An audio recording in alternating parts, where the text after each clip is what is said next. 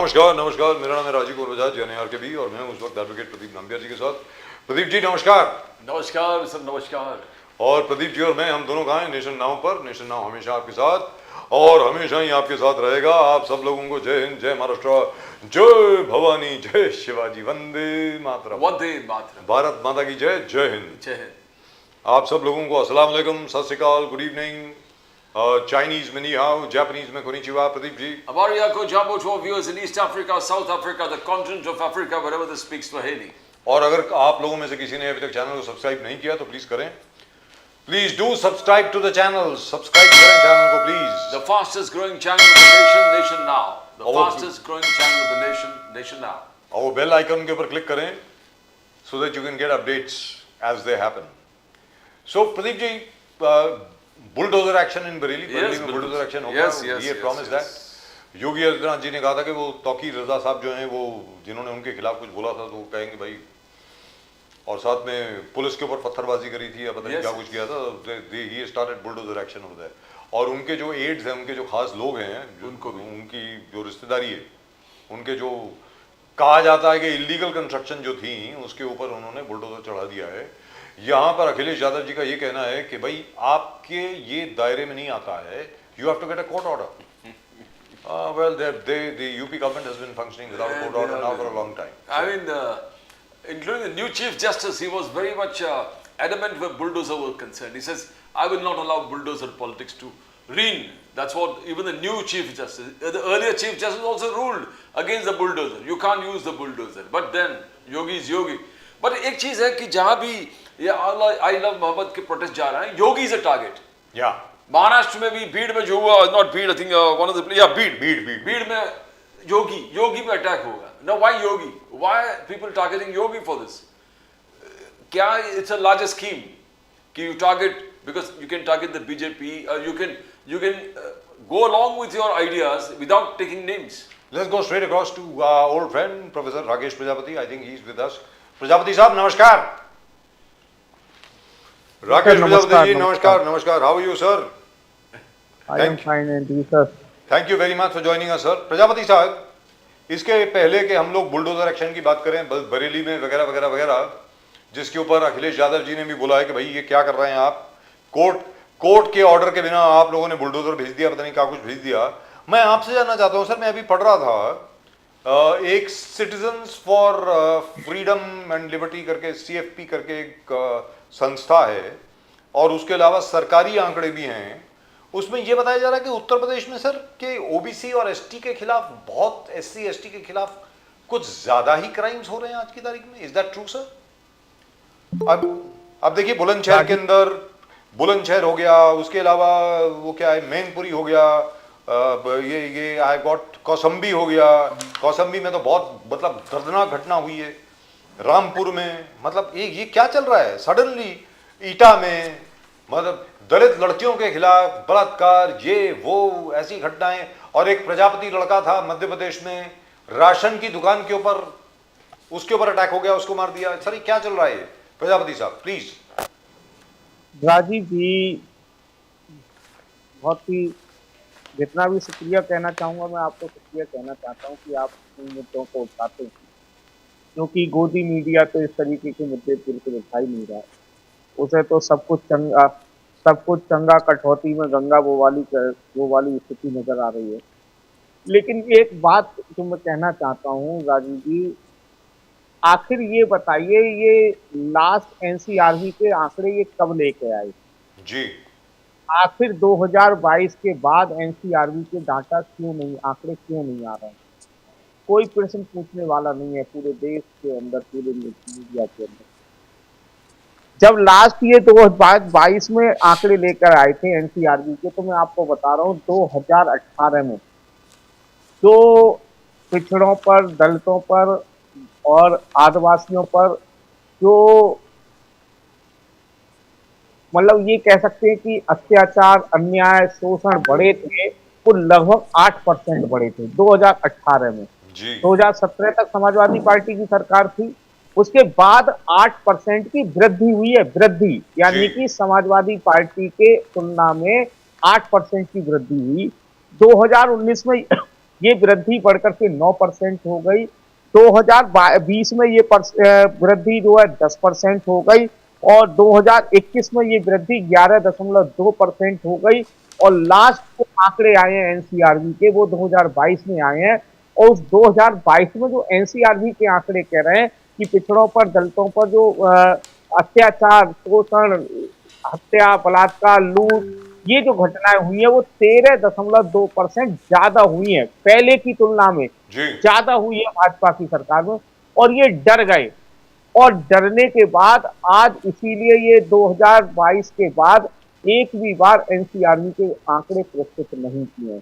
अगर आज की डेट में एनसीआरबी के आंकड़े प्रस्तुत कर दिए जाएं तो मैं गारंटी बता रहा हूं समाजवादी पार्टी की 2017 की सरकार के बाद से लगभग 25% की वृद्धि हो चुकी होगी। 25% की वृद्धि। कहने का मतलब ये हुआ सर कि जो आप लोगों ने, आपने और कांग्रेस ने, और नाजर साहब thank you very much for joining us sir, welcome to the show Nazar साहब, thank you sir, thank you. Professor Prajapati, मतलब कहने का मतलब ये हुआ कि जो समाजवादी पार्टी और कांग्रेस और बाकी जितनी भी अन्य पार्टी हैं जो आपके साथ है, आप लोगों ने जो पीडीए का मसला शुरू किया है वो इसलिए जस्टिफाइड है, मतलब पिछड़ा, दलित और अल्पसंख्यक, ये जो मतलब क्योंकि ये सताए हुए लोग हैं इसलिए सब लोग चाहते हैं कि कोई इनकी आवाज उठाए। Professor Prajapati please. जी जी जी, देखिए राजीव जी समस्या इस बात की है कि आखिर इन लोगों को सदियों तक, सैकड़ों नहीं हजारों वर्षों तक, जब से मानव सभ्यता बनी तब तक इन लोगों के साथ अन्याय हुआ, अत्याचार हुआ, शोषण हुआ, शिक्षा से महरूम रखा गया, संपत्ति से महरूम रखा गया, यहाँ तक कि धार्मिक अनुष्ठानों से, धार्मिक कार्यों से वंचित रखा गया। और ये लोग दबे कुचले, पिछड़े,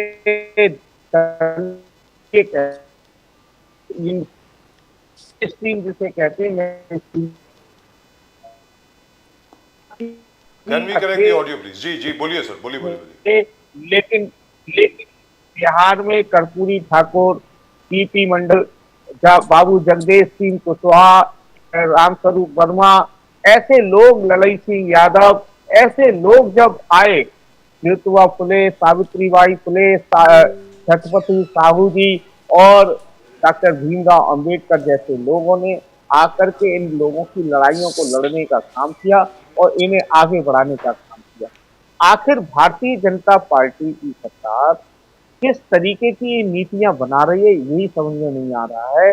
आखिर ये डरे हुए लोग, अभी इन्होंने एक और लेकर के आए कि साहब अब जातीय सम्मेलन नहीं होंगे, जाति की बात नहीं होगी, जाति की कोई संगठन नहीं होंगे, जाति की सभाएं नहीं होंगी।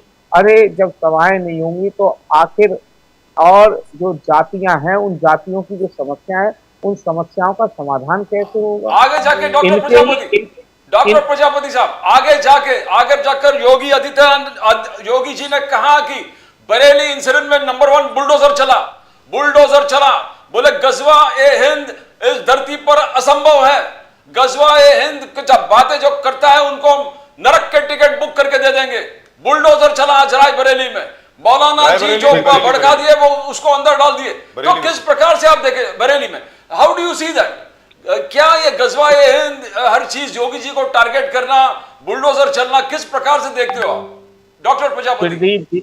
प्रदीप जी, जिस दिन ये घटना हुई थी मैं बरेली में ही था और जहां घटना हुई थी उससे मुश्किल से 200 मीटर दूर था, 200 मीटर दूर मात्र। और जब मैं वहां से गुजरा निकला था तो निकलते हुए देखा था और लोगों से पूछा था, कोई विशेष रूप से बहुत बड़ी घटना नहीं थी। हाँ, एक बात मैं कहना चाहूंगा, तौकीर रजा जी ने जो लोगों को इकट्ठा करने की अपील की थी वो गलत की थी, वो मैं पहले वो एक्सेप्ट कर रहा हूँ, लेकिन ऐसी कोई वहां पर इतनी बड़ी कोई घटना नहीं हुई कि वहां पर किसी भी तरीके की इस तरीके की कार्रवाई होने की जरूरत थी। किसी भी वहां पर जो है पहले पुलिस द्वारा लाठीचार्ज किया गया, कोई पत्थरबाजी नहीं, कोई किसी भी तरीका उपद्रव नहीं, कोई कुछ नहीं था। केवल भाई भीड़ अपनी मांग को लेकर के आगे ज्ञापन देने के लिए आगे बढ़ रही थी। उस आगे बढ़ती हुई भीड़ पर लाठियां मारने का काम निहत्थे लोगों पर किया गया। रही बात आज बुलडोजर एक्शन की। अरे मैं भाजपा के लोगों से पूछना चाहता हूँ, अभी 1 महीने पहले, ठीक 1 महीने पहले फतेहपुर में भाजपा के जिला अध्यक्ष ने, भाजपा के जिला अध्यक्ष हैं पाल, उन्होंने ये कहा था कि सब लोग 1 तारीख को आ जाइए, 1 तारीख को आ जाइए, और 1 तारीख पर आकर के फतेहपुर में एक मकबरा या कुछ है, उस पर जाकर के किस तरीके का वहां पर तोड़फोड़ अगजनी की गई। आखिर मैं पूछना चाहता हूं, क्या उन पे किसी भी व्यक्ति के खिलाफ एफआईआर हुई? क्या उनके किसी भी व्यक्ति के घर कोई बुलडोजर चला? क्या भाजपा के जिला अध्यक्ष के खिलाफ कोई एफआईआर किसी भी थाने में लिखी गई? तो इस देश में, इस प्रदेश में जाति, धर्म, मजहब देख करके जब तक अन्याय होता रहेगा, जब तक लोगों को जाति धर्म के आधार पर न्याय नहीं मिलेगा, ये जो भाजपा की सरकार है, ये कहती तो सबका साथ, सबका विकास और सबका विश्वास है, लेकिन ये सबका विश्वास जीतने में असफल हो रहे हैं। इसीलिए इस प्रदेश के अंदर ये लोग 2027 में सफाया होने की कगार पर आते हैं। प्रोफेसर प्रजापति, इसके पहले कि मैं नासिर साहब के पास जाऊं, and welcome Shailesh Pandey ji from the Bharatiya Janata Party. नमस्कार sir, thank you very much for joining us. जय हिंद, भारत माता की जय। भारत माता की जय। प्रोफेसर प्रजापति साहब, आपसे ये जानना चाह रहा हूं सर कि क्या आप इस ऑर्डर के खिलाफ आप गए हैं कोर्ट में, या कोई कोर्ट में गया है कि योगी आदित्यनाथ जी ने ऑर्डर कर दिया कि कास्ट बेस्ड गैदरिंग कोई नहीं होगी, मतलब, और कोई भी पुलिस स्टेशन में अपनी जाति नहीं बताएगा? मतलब I personally think that's not an order that any government can give. It's not a legal order as far as I know. हो सकता है कि गलत तो मुझे मालूम नहीं, मैं I am not a constitutional law expert, लेकिन जिन जिन कॉन्स्टिट्यूशनल लॉ एक्सपर्ट से मेरी बात हुई है उन सब ने कहा है it is not a legal order. अब आप बोलें सर प्रजापति साहब। राजीव जी, हमें जाने की जरूरत ही नहीं पड़ेगी। इनकी जो बैसाखियां है ना उत्तर प्रदेश में, संजय निषाद का स्टेटमेंट आ चुका है, उन्होंने कह दिया है कि मैं इस स्टेटमेंट के खिलाफ हूं और मैं इसको लेकर के कोर्ट जाऊंगा। अभी थोड़े बहुत दिनों में ओम प्रकाश राजभर जी बीमार चल रहे हैं, सुहेल देव पार्टी के अध्यक्ष हैं और पूरी तरीके से केवल राजभरों की राजनीति करते हैं।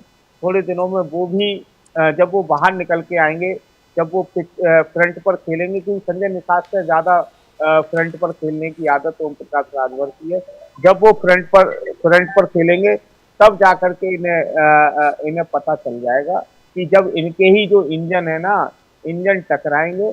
क्यों? क्योंकि देखिए, जाति भारत में एक ऐसी बीमारी कह लीजिए, चाहे कुछ भी कह लीजिए उसको, चाहे, अरे हम तो ये कहते हैं ना राजीव जी, अभी थोड़े दिन पहले योगी जी एक मीडिया में बैठ करके बयान दे रहे थे कि मैं गर्व करता हूं मैं क्षत्रिय समाज में पैदा हुआ हूं, जिसमें प्रभु राम पैदा हुए थे। वाह भाई वाह, ये कौन सी बात हुई? आप गर्व करते हैं क्षत्रिय समाज में पैदा हुए और उत्तर प्रदेश के अंदर जातियों पर लगाम लगाने की बात करते हैं। अरे लगा दीजिए ना लगाम। पहले मैंने कई बार कहा है कि लगाम तो आप लगाओगे ही, क्योंकि अब मलाई खाने के लिए कुछ जातियां हैं उत्तर प्रदेश के अंदर। मुझे बुरा, मैं तो बार बार कह चुका हूँ, आज शैलेश पांडे जी आ भी गए मेरे साथ में। मैं तो कहता हूँ ना कि अभी राजीव जी, चलिए बात आ गई तो कह देता हूँ, ये बड़ा अफसोस होता है, मुझे तो दुख होता है। अभी मैं बिहार में गया था, प्रजापति हुंकार रैली हुई थी जी जी जी, तो 2 महीने पहले लगभग। अरे शैलेश पांडे जी, शर्म करिए, आप हिंदू के नाम पर लोगों को, प्रजापति समाज को ठगने का काम कितना कर रहा है। राजीव जी 78, प्रदीप जी सुनिएगा, प्रदीप जी जरा दर्द होगा आपको भी। आजादी को 78 साल हो गए, आजादी को 78 साल, 78 ईयर, 78 ईयर। 78 साल में बिहार के अंदर एक प्रजापति विधायक नहीं बना है, विधायक। और विधायक बनना तो छोड़िए, इनकी पार्टी भारतीय जनता पार्टी एक विधायक का टिकट नहीं देती है। मुझे टीस होता है, मुझे दर्द होता है, दुख होता है मुझे इस बात का। इन्हें नहीं होगा, क्योंकि ये मलाई खा रहे हैं। इनके तो 20 विधायक हैं, 50 विधायक हैं, 50 सांसद हैं, 543 में एक टिकट नहीं देने का काम करते हैं ये।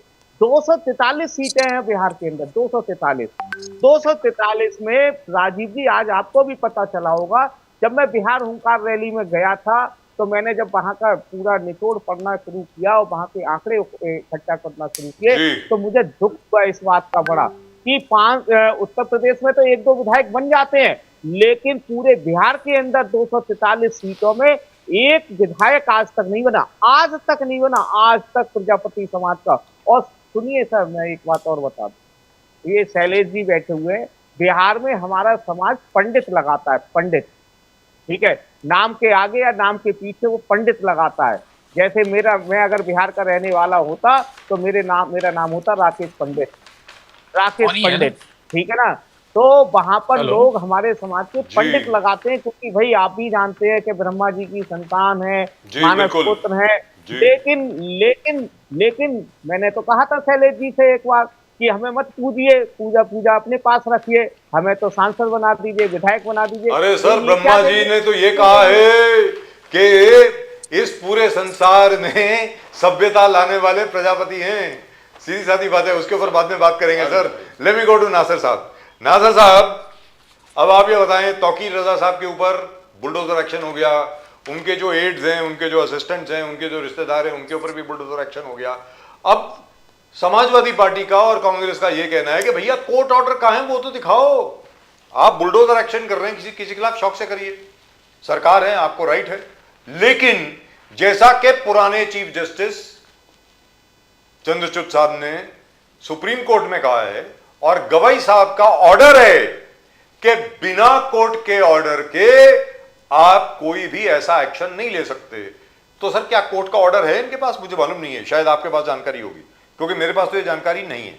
नासिर साहब नमस्कार। मुझे इल्म नहीं है इस बारे में कि क्या ऑर्डर आया नहीं आया, क्योंकि 100 साल आरएसएस मनाने जा रही है जी, तो भारतीय जनता पार्टी तो उसमें काफी खुश होगी और उसमें शामिल भी होगी, क्योंकि ये वो लोग हैं जब संविधान ही नहीं मानते थे तो कोर्ट के ऑर्डर को क्या मानेंगे।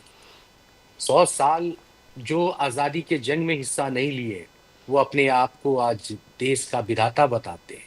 जो संविधान नहीं मानते थे, देश के झंडे को नहीं मानते थे, वो आज 100 साल मना रहे हैं। किस बात का प्राउड है मुझे समझ में नहीं आना चाहिए। ये 100 साल में उन्हें गांधी को याद करना चाहिए, पंडित नेहरू को याद करना चाहिए, बाल गंगाधर तिलक को याद करना चाहिए, सावित्रीबाई फूले को याद करना चाहिए, महात्मा फूले को याद करना चाहिए, और मैं तो कहता हूँ अब्दुल कलाम आज़ाद को याद करना चाहिए। ऐसे लोगों को, महानायक को याद करना चाहिए जो इस देश के लिए आज़ादी लड़ी और देश के लिए शहीद हुए। ऐसे लोगों को याद करिए आप। ये 100 साल तो इसलिए कहा सुप्रीम कोर्ट के ऑर्डर को धज्जिया कोई उड़ाएगा तो ये लोग उड़ाएंगे। बिल्डोजर चला, अरे कोई इलीगल लीगल है ये पहले से आपको मालूमात होती है, आप एक्शन लेते, एक नोटिस भेजते, जो भी है आप करिए, मगर डायरेक्ट बिल्डोजर चला देना, अगर उसने कुछ गैर कानूनी किया है, नहीं किया है, मैं यूपी में नहीं हूँ, मुझे नहीं पता कि उनकी क्या है। एक आई लव मोहब्बत की मोहम्मद के ऊपर पूरे देश में एक हंगामा, एक कोहराम बरपा है। क्यों कोहराम बरपा हुआ मुझे समझ में नहीं आती है। खुद आई लव मोहम्मद अगर नरेंद्र मोदी साहब से पूछेगा तो वो भी बोलेंगे आई लव मोहम्मद। वो कहते हैं मोहम्मद साहब से सीखते हैं। जब मैंने इंदौर में मैंने उनके स्पीच को सुना था तो वो करबला पे भी बोल रहे थे, मोहम्मद साहब पे भी बोल रहे थे, तमाम इमाम हुसैन पे बोल रहे थे, वो अपने आप को उनका पेशगोई बता रहे थे। तो आज ये नफरत क्यों आ गई जब देश के प्रधानमंत्री एक इमामबारे में खड़े होकर एक बयान दे रहे खोजा समाज के बीच में कि हमने करबला से ये सीखा, मोहम्मद साहब से ये सीखा, हम मोहम्मद साहब को मानने वाले, हम उनके एहतराम और एहतरीम करते, तो फिर अचानक ये कोहराम क्यों बर्पा हो गया? अगर आपने अचानक आई लव मोहम्मद के ऊपर एफआईआर दर्ज करने लगे, अरे बैनर पोस्टर कहाँ नहीं लगते हैं सर? हिंदुस्तान के हर कोने में चले जाए, लीगल इलीगल तरीके से पॉलिटिकल पार्टी लगाते ही है, धार्मिक झंडे लगते ही है। अभी हमारे यहाँ नवरात्रि चल रही, तमाम जगह देखिए कितने लोगों के पास परमिशन होगा। तो सब पे एफआईआर नहीं करते हैं आप, थोड़ी बहुत कंप्रोमाइज करके चलना ही चाहिए, तो उस पर फाइन लगा सकते। पर आप इस तरह से कोहराम बर्पा करके समाज में नफरत फैलाएंगे, इससे क्या होगा? हिंदुस्तान की तरक्की याफ्ता हो जाएगी। आज वर्ल्ड बैंक का रिपोर्ट कहता है हिंदुस्तान नंबर 1 पे है कर्ज के मामले में, दुनिया के सबसे नंबर 1 पे हम कर्ज लेते चले जा रहे हैं। आज उस पे आप काम कर रहे हैं, तो ये बुलडोजर, अहिल्यानगर, नासिर हुसैन साहब, अहिल्यानगर महाराष्ट्र में भी सब जगह एक रफ्तार चल रहा है, I love Mohammad, I love Mohammad, लाठीचार्ज हो गया। अहिल्यानगर में लाठीचार्ज हो गया, भीड़ में भी लाठीचार्ज हो गया। भीड़ में मौलाना अशफाक निसार शेख ने कहा कि योगी को हम यहां पर दफनाएंगे, योगी के खिलाफ स्टेटमेंट दिया, योगी को मारने के। तो अब वायलेंट प्रोटेस्ट जहां होगा, वायलेंस जहां यानी डिक्टेट भी होगा, तो क्या वहां एक्शन नहीं होना चाहिए? और ये क्या योगी को किस प्रकार से टारगेट कर रहे हो? ये क्या एक षड्यंत्र की तरफ चल रहा है? मगर किस प्रकार? जहां नहीं, जो उस मौलाना ने कहा या महाराष्ट्र में सरकार भारतीय जनता पार्टी की, अब पूरी ताकत है, पूरी कानूनी तौर से उसे आप जो भी सजा है दीजिए, कौन उसके फेवर में कराए? जो गैर कानूनी संवैधानिक बात, संविधान के खिलाफ बात करेगा, कानून के खिलाफ, उस पर आप एक्शन लीजिए ना। पर कानपुर की बात करिए ना सर, कानपुर में क्या ऐसी कौन सी कोहराम बर्पा हुई थी जिसपे एफआईआर हुई? सिर्फ एक पोस्टर को लेके एफआईआर की गई थी, वहां तो कोई दंगा नहीं हुआ था, वहां कोई फसाद नहीं हुआ था, सिर्फ बोला ये पोस्टर यहां से वहां लगा है, उसके ऊपर एफआईआर हुई थी। आप एलिया नगर में कोई कह रहा है, कोई मौलाना उठा के उसे फांसी पे डालिए, उससे हमें नहीं। जो इस तरह की बात करता है वो समाज में सिर्फ दंगा फैलाता है, वो भारतीय जनता पार्टी के लिए बैटिंग कर रहा है। वो मौलाना ना किसी ईमान का हो सकता है, ना किसी मुसलमान का हो सकता है, वो किसी धर्म का नहीं हो सकता है। जो समाज में नफरत फैलाए उसको समाज का हिस्सा हो ही नहीं सकता है। वो कौन होता है कहने वाला कि मोदी? अरे योगी जी एक रिस्पेक्टेड है, एक स्टेट के सीएम है, उनका रिस्पेक्ट है। हम उनके आइडियोलॉजिकल, हम उनकी लाख विचारधारा, हम उनके खिलाफ बोलते हैं, मगर ये थोड़ी होगा कि आप उन्हें जान से मार दीजिएगा, आप उनके खिलाफ गाली दीजिएगा, ये सब नहीं हो सकता। वो एक रिस्पेक्टेड पोस्ट पे है, कॉन्स्टिट्यूशन पोस्ट पे, उनकी रिस्पेक्ट होनी चाहिए और वो हम सबको रिस्पेक्ट करने। हम उनसे आइडियोलॉजिकल लड़ाई लड़ते हैं, वो हम लड़ रहे हैं। गजवा ए हिंद, गजवा ए हिंद, नासिर साहब, गजवा ए हिंद। योगी आदित्यनाथ जी को कहना पड़ा कि गजवा ए हिंद भारत यहां की मिट्टी में हो ही नहीं सकता, कभी नहीं हो पाएगा। और गजवा हिंद को जो बातें करते हैं उनको हम नरक के टिकट दे देंगे, टिकट ऑफ हेल। बेशक बेशक। ये प्रदीप जी, जब मैं आपके शो पे आता हूँ या किसी दूसरे चैनल पे जाता हूँ तभी ये वर्ड सुनता हूँ। हिंदुस्तान के मुखालिफ कंट्रियों में, स्टेटों में मैं जाता हूँ, कभी ये वर्ड मैं सुनने को ही नहीं मिलता है। ये टीवी के दुनिया में ही सुनने होता है, या तो भारतीय जनता पार्टी के वक्ताओं से सुनता हूँ या नेताओं से। ये वर्ड कौन बोलता है इस गया? ये मुझे तो बोलना भी नहीं आता, क्योंकि ये वर्ड मैंने कभी बोला नहीं होगा। तो शायद जो आप बोल रहे हैं वो मैं रिपीट ही ना कर पाऊँ, क्योंकि ये अल्फाज मेरे नहीं है, ना हिंदुस्तान के लोगों के। कौन? हम लोग संविधान की बात कर रहे हैं, हम एक तिरंगे की बात कर रहे हैं, हम इस देश की बात कर रहे हैं, हम कॉन्स्टिट्यूशन की बात कर रहे हैं, हम देश से कर्ज से निकलने की बात कर रहे हैं, हम एकता की बात। ये कौन है गजबाए हिंद? ये क्या है? हमें तो पता ही नहीं। इसके बारे में डिटेल आपके पास होती है। ये क्या चाहते हैं? कौन लोग हैं वो कौन चाहते हैं सर? मुझे नहीं मालूम है सर, इसलिए मैं इस पर बोल भी नहीं पाऊंगा। जी दुरुस्त बात है, लेकिन सर ये बताएं कि आज की तारीख में बार बार यही देखा गया है कि जब भी राहुल गांधी जी कोई भी मूवमेंट लॉन्च करते हैं, जैसे वोट चोरी की मूवमेंट उन्होंने लॉन्च करी, वोट अधिकार मूवमेंट उन्होंने लॉन्च करी, जिसकी वजह से जितने भी सर्वेक्षण अभी तक आए हैं उसमें यह है कि राहुल गांधी की पॉपुलैरिटी बहुत बड़ी है, स्पेशली बिहार में। तेजस्वी यादव साहब और राहुल गांधी साहब को, मतलब my God, look at the crowds that have come and greeted them. आप तो थे भी बिहार में, it was fantastic, really and truly speaking. और उसके बाद वो उठ करके चले गए साउथ अमेरिका। सर अभी यहाँ रहना चाहिए था ना, जहां तक मैं समझता हूं। हाँ बोलिए सर, बात पब्लिसिटी की नहीं है, बात क्राउड की नहीं है। मैं नहीं कहता हूं कि जो क्राउड है वही एक भीड़ ही पैमाना है हर चीज को नापने का। हम बात कर रहे हैं वोट चोरी की, संविधान की वोट चोरी।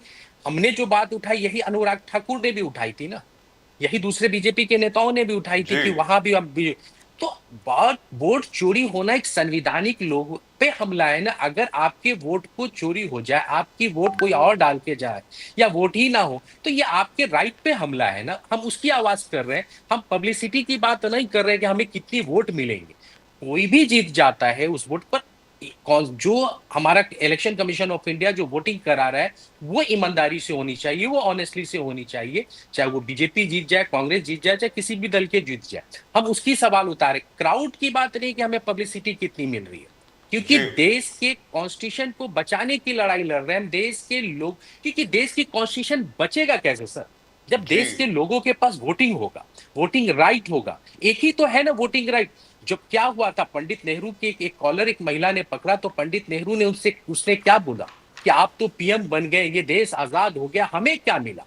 तो पंडित नेहरू ने उस महिला को क्या जवाब दिया था? आपको आज एक राइट मिला है कि देश के प्रधानमंत्री का आप कॉलर पकड़ सकती है। वो क्यों ताकत देता है? वो संविधान देता है, वो वोट की ताकत देती है। हम उसकी लड़ाई लड़ रहे हैं ना सर। हम ये थोड़ी कह रहे हैं हमारी पब्लिसिटी बहुत बढ़ जाएगी, हम पूरे सीटों पे जीत जाएंगे। हम उसकी बात ही नहीं कर, हम बात संविधान की कर रहे हैं। वो आप सबको मानना ही पड़ेगा। चाहे वो मेरी जगह कोई बीजेपी का वक्ता भी होगा तो ये कहेगा कि अगर वोट चोरी हो रही है तो वो नहीं होनी चाहिए। जी लेट्स गो टू हम उसकी एविडेंस हम दे रहे हैं तमाम। तो उसकी जांच कौन करेगा? उसकी जांच इलेक्शन कमीशन ऑफ इंडिया को करनी चाहिए। पर हैरानी जब होती है, मैं सवाल इलेक्शन कमीशन ऑफ इंडिया से करूं और जवाब भारतीय जनता पार्टी देती है, तब हमें शक सुबह पैदा हो जाती है, आखिर आपको क्यों तकलीफ हो रही है। हम सरकार से, हम संवैधानिक संस्था से सवाल कर रहे हैं जो इलेक्शन कमीशन ऑफ इंडिया है कि ये चीज यहां गड़बड़ है, इसकी जवाब इलेक्शन कमीशन ऑफ इंडिया दे। पर भारत की सरकार अगर जवाब देगी, बीजेपी के मुख्यमंत्री यहाँ के जवाब देंगे, बीजेपी के वक्ता जवाब देंगे, तो हमारी शक सुबह फैल जाती है, कहीं आपकी मिली भगत तो नहीं है। नासर साहब, आपने गजवा हिंद की बात करी थी कि आपको कुछ मालूम नहीं है इसके बारे में। मुझे भी मालूम ज्यादा नहीं मालूम है, सच सर, नहीं ज्यादा नहीं, मुझे तो मालूम ही नहीं था। I didn't even know that such a term existed. मेरी, आप मुझे जानते भी हैं, मेरी आदत नहीं, जो मुझे नहीं मालूम होता मैं डायरेक्टली मना अरे करता हूं। नासर साहब, मैं कुछ और बोलने वाला हूं। ये मैंने सबसे पहले तारिक फतेह के मुंह से सुना था। तारिक फतेह साहब यहाँ पर आए और उन्होंने ये शुरू कर दिया, गजवा हिंद, गजवा हिंद। जो भी हो सर, मुझे, मैं उस टॉपिक पे आना भी नहीं चाहता। यार, I don't even know what that is. In any event I have never heard it. मैंने कितनी, मतलब नमाज पढ़ते वक्त मैंने ज्वाइन किया लोगों को। People have been kind enough to invite me to the मस्जिद and so on and so forth, in spite the fact that I am a non Muslim. लेकिन पूरी नमाज पढ़नी आती है वैसे मुझे, मैं आपके साथ बैठ करके पढ़ सकता हूँ, आपको मालूम ही नहीं पड़ेगा कि राजीव बजाज नॉन मुस्लिम है। लेकिन मैंने आज तक कभी किसी को गजवा हिंद की आयत पढ़ते हुए कभी नहीं देखा है। लेकिन फिलहाल let me go to Shailesh Pandey साहब। शैलेश पांडे साहब, ठीक है, बुलडोजर एक्शन हुआ उत्तर प्रदेश में। योगी आदित्यनाथ साहब ने यह भी कहा था कि देखिए, ये जो तौकीर रजा साहब जो हैं, ये इनको मालूम नहीं है किस सरकार से बात कर रहे हैं, वगैरह वगैरह वगैरह। लेकिन सर, क्या है कि सुप्रीम कोर्ट है सेट कि आप बुलडोजर एक्शन नहीं ले सकते बिना कोर्ट के ऑर्डर के। लेकिन उत्तर प्रदेश में बिना कोर्ट के ऑर्डर के हर जगह पे बुलडोजर एक्शन चल रहा है। इस विषय में कोई जानकारी है आपके पास, शैलेश पांडे जी? जी देखिए, इस बारे में मुझे भी विशेष कोई जानकारी नहीं है, मैं स्पष्ट रूप से कहता हूं। लेकिन हाँ, मैं इतना जरूर कहना चाहूंगा कि स्थिति, परिस्थिति और विषय की गंभीरता को देखते हुए राज्य सरकार, राज्य शासन, मुख्यमंत्री और महकमा जो है, अधिकारी वर्ग जो है, प्रशासन है, वो कोई भी कठोर कार्रवाई कर सकता है, मुझे ऐसा लगता है जी। अभी राजीव जी, बात हो रही थी जिस विषय पर हम आज चर्चा कर रहे हैं, सबसे पहले तो मैं, नासिर भाई मेरे अच्छे मित्र हैं, मैं उनको धन्यवाद दूंगा कि उन्होंने आज बहुत सारी बातें कही, लेकिन आज उसमें कुछ बातें उन्होंने बहुत अच्छी बातें कही। जिस प्रकार से बीड़ के मौलाना के बात को उन्होंने खारिज किया, वो सुनकर मुझे बहुत अच्छा लगा कि एक युवा कांग्रेसी नेता इस बात को एक्सेप्ट कर रहा है कि बीड़ में जिस प्रकार से मौलाना ने योगी आदित्यनाथ जी को दफन करने की बात कही थी, वो गलत थी और गलत है और गलत रहेगी। लेकिन साथ ही मैं मेरे दोस्त नासिर भाई को यह भी समझाना चाहूंगा, और कांग्रेस पार्टी को भी और देश के नागरिकों को भी, कि हमें समझना पड़ेगा कि इसकी शुरुआत क्या हुई, क्यों हुआ, कैसे हुआ, उसकी जड़ में भी जाने की आवश्यकता है। देखिए, ये बात शुरुआत होती है कानपुर से। मैं स्पष्ट रूप से कहता हूं कि भारतीय जनता पार्टी हो या देश का कोई भी नागरिक हो या कोई भी प्रशासन हो, किसी को भी आई लव मोहम्मद से कोई भी ऐतराज नहीं है, कोई भी प्रॉब्लम नहीं है। देखिए, हर व्यक्ति इस देश में स्वतंत्र है अपने धर्म को पालने के लिए, अपने धर्म की अभिव्यक्ति करने के लिए, अपने धर्म की, धर्म गुरु की, देवी देवताओं की जय जयकार करने के लिए। उसमें किसी को भी किसी प्रकार का कोई ऑब्जेक्शन नहीं होना चाहिए, मैं स्पष्ट रूप से कहता हूं। लेकिन कानपुर में समस्या क्या हुई, उसके बाद जिस प्रकार से वहां पर झड़प हुई, कुछ लोगों ने कानून हाथ में लिया, उसके बाद वो एफआईआर हुए, और पुलिस ने भी स्पष्ट रूप से कहा कि ये एफआईआर वो बैनर पोस्टर लगाने के कारण नहीं किया गया है।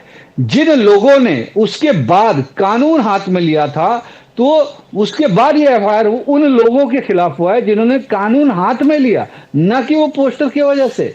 तो ये मैं देश की जनता को स्पष्ट रूप से कहता हूं, और मैं हाथ जोड़कर सभी से, सभी पार्टी के प्रवक्ताओं से, सभी लोगों से हाथ जोड़कर विनती करता हूं कि देश को जलाने की कोशिश ना करें। ये देश हमारा है, आपका है, हम सबका है। बहुत देश को हमें आगे ले जाना है, हमें देश को समृद्धशाली भारत बनाना है, विश्व गुरु बनाना है। हमें हमारे अंत्योदय की जो भावना हमारी है, विचारधारा है कि देश के अंतिम व्यक्ति का भी उत्थान करना है, प्रगति करना है, विकास करना है। हमें इस दिशा में सभी को मिलकर काम करना पड़ेगा। हम कोई भी बात ऐसी ना करें कि ऐसे विषय न उठाएं, लोगों को रास्ते पर पर न उतारे कि देश में आग लग जाए। आरएसएस, और मोदी साहब ने कहा 100 साल आरएसएस का, 100 years ऑफ आरएसएस का पूरा देश और दुनिया के लिए इंस्पिरेशन है। मगर कांग्रेस हर्षवर्धन सतपाल जी ने कहा कि आरएसएस 10 सर वाले रावण है, 10 सर वाले रावण है, एंटी लोकतंत्र के खिलाफ है, संविधान के खिलाफ है और रिलीजन के खिलाफ है, सभी रिलीजन के खिलाफ है। आरएसएस का इस प्रकार से कांग्रेस का आलोचना करना किस प्रकार से देखते हो आप? 10 सर वाला रावण लोकतंत्र के खिलाफ।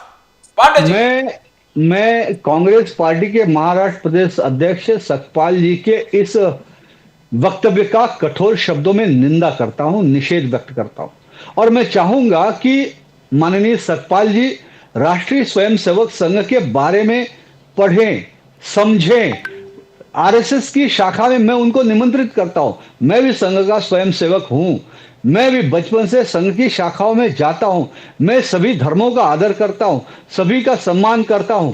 लेकिन संघ ने मुझे देशभक्ति सिखाई। संघ ने हमेशा से व्यक्ति निर्माण, चरित्र निर्माण सिखाया। संघ ने भारत माता की सेवा करना सिखाया। संघ ने स्वामी विवेकानंद जी के दरिद्र नारायण की सेवा का मंत्र करोड़ों तक पहुंचाया। संघ ने नेताजी सुभाष चंद्र बोस, भगत सिंह और स्वतंत्रवीर सावरकर को के विचारों को जन जन तक पहुंचाए। संघ ने सेवा कार्य के माध्यम से आज आप देखेंगे पूरे दुनिया की सबसे बड़ी सामाजिक संगठन अगर इस विश्व में कोई है तो वो राष्ट्रीय स्वयंसेवक संघ है। इसका हमें अभिमान है, स्वाभिमान है, क्योंकि आज देश में हजारों सेवा के प्रकल्प राष्ट्रीय स्वयं संघ के और संघ की संस्थाओं के माध्यम से चल रहे हैं। आज हम देखेंगे विद्यार्थियों के क्षेत्र में अखिल भारतीय विद्यार्थी परिषद के रूप में देश की सबसे बड़ी विद्यार्थियों की संगठन आज वो संघ की देन है। भारतीय मजदूर संघ हो, वनवासी कल्याण आश्रम हो, सेवा भारती हो, जन कल्याण ट्रस्ट हो, आज अनेकों सामाजिक संस्थाओं के माध्यम से संघ देश और दुनिया की और जन शोषितों की, पीड़ितों की, वंचितों की, जनता की सेवा कर रहा है। और सबसे बड़ी बात जो ये आरोप लगाए सतपाल जी को सबसे पहले साउंड इंजीनियर पंडित जवाहरलाल नेहरू जी ने जब राष्ट्रीय स्वयंसेवक संघ को वहां पे गणतंत्र दिवस के संचलन में वहां पर बुलाया था, उस बात को भूलना नहीं। 1963 आज इंदिरा गांधी जी 1963 आज जी बिल्कुल इंदिरा गांधी जी ने भी राष्ट्रीय स्वयंसेवक संघ का समय समय पर गुणगान किया था। इस बात को भी कांग्रेस के नेताओं को और सतपाल जी को बिल्कुल भूलना नहीं चाहिए। इस देश के अंदर जब भी आंधी आई, तूफान आया, बाढ़ आई, कोई भी प्राकृतिक आपदा आई तो सबसे पहले राष्ट्रीय स्वयंसेवक संघ के स्वयंसेवक रास्ते में उतरकर आए। जी दुरुस्त बात is off. Oh dear. That I think his battery is down. Sound, yes. I think his battery is down. Rakesh Prajapati ji, RSS के विषय में आप कुछ बोलना चाहेंगे सर? प्रजापति साहब,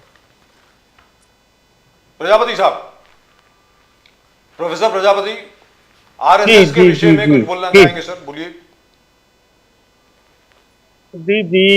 राजीव जी, भाई आरएसएस को जहां तक मेरा मानना यह है कि आरएसएस जब देश आजादी की लड़ाई लड़ रहा था तो आरएसएस वाले लोग क्या कर रहे थे? आरएसएस वाले लोग माफी मांग रहे थे कि हमें माफी दे दीजिए, हम किसके साथ हैं किसके साथ नहीं है ये सबको पता है। वो लेटर भी हैं और किस तरीके से ये बात ठीक है कि कभी कभी कुछ चीज़ों में आरएसएस साथ दिखाई देता है, लेकिन मैंने नहीं देखा कि आज कोरोना पीरियड में कोई आरएसएस का व्यक्ति साथ दिखाई दे रहा था। कहीं पर कोई आरएसएस की टीम कहीं पर दिखाई दे रही थी, कुछ भी नहीं, किसी भी तरीके की टीम दिखाई नहीं दे रही थी। हाँ, इतना जरूर है कि भाजपा को ऑपरेट करने का काम अगर कोई करता है तो वो आरएसएस करता है, लेकिन केवल पिछड़ों के साथ, दलितों के साथ, मजलूमों के साथ अगर कुछ हो रहा है तो मैं तो ये कहूंगा कि उसमें आरएसएस का ही हाथ होगा। लेकिन सर ये बताएं प्रोफेसर प्रजापति साहब, sorry to interrupt you sir, और शैलेश पांडे जी मैं आपके पास आता हूं, लेकिन पहले प्रजापति साहब कुछ बोल रहे थे। प्रजापति साहब, आपने कहा कि जो लोग अंग्रेजों के साथ थे, करेक्ट है सर, लेकिन कब तक हम लोग यही इसी बात पर बात करते रहेंगे? नासिर साहब भी जरा ध्यान दें, क्योंकि देखिए साहब, हमारे जितने रजवाड़े थे यहाँ पे, जितने भी राजा थे, जितने भी महाराजा थे, जितने भी रजवाड़े थे, वो सब लोग भी तो अंग्रेजों के साथ थे ना सर। हमारे महाराजा पटियाला कांग्रेस के मुख्यमंत्री थे। हमारे जो जनाब ग्वालियर के महाराजा माधवराव सिंधिया साहब, वो राजीव गांधी जी के मंत्री हुआ करते थे, सिविल एविएशन मिनिस्टर थे, उसके पहले रेल मिनिस्टर थे। डॉक्टर करण सिंह, वो भी महाराजा जम्मू एंड कश्मीर थे, वो भी रहे। तो ये सब लोग तो थे ना सर। तो don't you think it is time we forget about that, और we remember that and leave it aside and talk about the RSS in a modern context and just like every other organisation. अब राजा दरभंगा जो हैं, जयपुर जो है, और हमारे त्रावणकोर जो हैं, बड़ौदा जो है, मैसूर जो है, सर सभी लोग ये अंग्रेजों के साथ ही थे ना। अब आप बताएं प्रजापति साहब। नहीं नहीं, देखिए देखिए, बात यही है ना, जब देश की आजादी में, जी जब देश प्रजापति की जी, अर्थव्यवस्था प्रजापति में, जी, जब देश प्रजा- किसी भी तरह प्रजापति आराम जी, से, आराम से। प्रजापति जी, मेरा एक लाइन का प्रश्न सुन लीजिए, उसका भी जवाब इसी में आप साथ में जोड़कर आप दे दीजिएगा। आप जैसे आरएसएस पे प्रश्न खड़ा करते हैं आजादी, तो कांग्रेस पार्टी भी जिसके साथ आप गठजोड़ में हैं, तो उसकी भी, कांग्रेस की भी स्थापना एवो ह्यूम एक अंग्रेज ने की थी। तो क्या वो अंग्रेजों की पार्टी लेकिन है कि अंग्रेजों के खिलाफ अंग्रेजों के लड़े ना। एजेंट सर, अंग्रेजों के है? खिलाफ ऐसा लड़े। भी प्रश्न खड़ा होता है। तो ये इस पे आपके क्या प्रतिक्रिया सर रहेगी? ये कोई मतलब नहीं। ये भी जानकारी जरा सर देश एओ को दे ह्यूम दीजिए। साहब ने, मैं जरा जानकारी दे दूं सबको। 1885 में एओ ह्यूम ने एक क्लब बनाया। उसने कहा कि भाई सब लोग यहां पे ज्वाइन कर लीजिए, जिसकी वजह से कांग्रेस की स्थापना हुई। But the first president of the Congress was sir OP Banerjee, SP Banerjee. SP Banerjee सबसे पहले, he used to spell his name with an O, SP not with an Banerjee A. was president. He was the president, but Telling that sir, संस्थापक। that is because A.O. Hume was told by the viceroy कि एक Indians का एक forum होना चाहिए जिससे हम लोग बात कर सकें, which is fine. But the Congress evolved. सत्याग्रह कांग्रेस ने किया। आत्मनिर्भर भारत जिसकी अभी बात हो रही है, अरे शैलेश पांडे जी, आप जिस आत्मनिर्भर भारत की बात कर रहे हैं, आप जिस आत्मनिर्भर भारत की बात कर रहे हैं, वो गांधी जी ने शुरू किया। स्वदेशी का जो पूरा का पूरा मसला जो आज की तारीख में मोदी जी बात कर रहे हैं, वो भी गांधी जी ने किया। इनफैक्ट मोदी जी गांधी जी को क्रेडिट देते हैं, जो आप नहीं देते शायद। मोदी जी बोलते हैं सबसे पहले कि जो गांधी जी ने शुरुआत करी वो मैं उसको आगे बढ़ा रहा हूं। मैं आ रहा हूं आपके पास सर। सर एक मिनट प्रजापति साहब को खत्म करने दे, फिनिश करने दे, बोलिए प्रजापति साहब, आप बोल रहे राजीव जी, कई प्रश्न हैं, जिसमें शैलेश जी का भी प्रश्न है जी। लेकिन मैं तो देखो, मैं पहले भी कह चुका हूँ कि ये इन्होंने कहा ना कि एक अंग्रेज ने इसकी स्टार्टिंग की, जी, कांग्रेस करी। की, और आपने No बताया doubt about कि it. अध्यक्ष वो बनर्जी थे। जी लेकिन मैं तो ये पूछना चाहता हूँ शैलेश जी, पिछड़ों को, दलितों को संपत्ति रखने का अधिकार किसने दिया? वो भी तो अंग्रेजों ने दिया, आप लोगों ने तो नहीं दिया ना। आप लोग तो कभी गुरुकुल में प्रवेश ही नहीं करने देते थे। आप लोगों ने कभी गुरुकुल में प्रवेश नहीं करने दिया। स्कूल खोलने का पहली बार सिस्टम शुरू हुआ 1 जनवरी 1848 को। उससे पहले पिछड़ों को, दलितों को, शूद्रों को पढ़ने की आजादी नहीं थी। वो भी अंग्रेजों के शासनकाल में ही हुआ, अंग्रेजों की सहायता से हुआ, नहीं तो शायद नहीं था। सेना में सैनिक बनने का अधिकार भी नहीं था पिछड़ों को, दलितों को। कैसी बातें करते हैं शैलेश जी?